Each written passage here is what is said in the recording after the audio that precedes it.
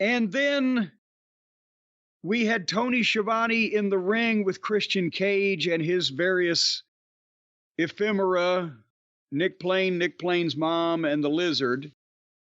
And Tony Schiavone, this was a night of mistakes and fuck-ups and brain farts and delirium, where you imagine that some of these people may have a high fever.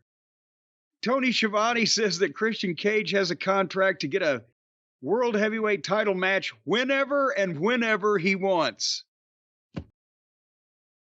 All you got to do is stand there and just pitch it to him, Tony. My God.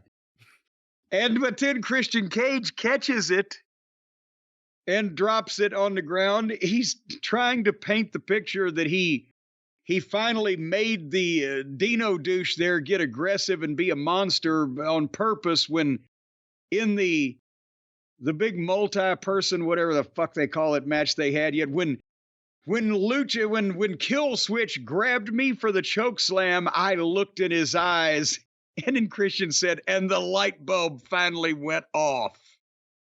Not the light bulb finally went on. The light bulb finally went off. I didn't even pick up on that. That's exactly what he said. The light bulb finally went off. Yes, he went from having some semblance of thought in his head to being completely blank and vacant. And then, so now he's a monster and a killer because his light bulb went off. And they did small whats from the small crowd, but they kind of started chanting Luchasaurus a little bit.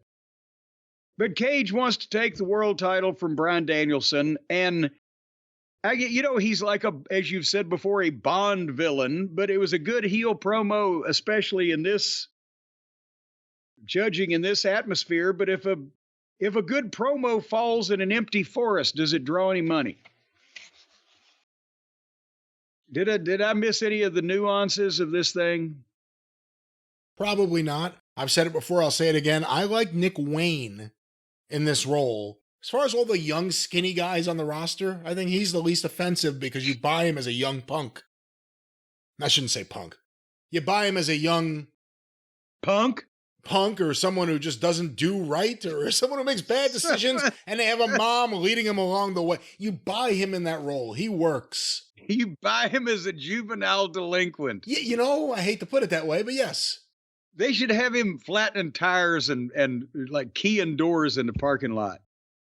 And smoking behind the barn. When you were in high school, there were certain kids you always went to school with, and then one day they were gone, and you're like, oh, did they leave school? Oh, no, they got sent to Nike. What's Nike? That's where they send the bad kids. Oh, okay. Is that how they make those shoes? I don't think it's the same sweatshop, no. Anyway, so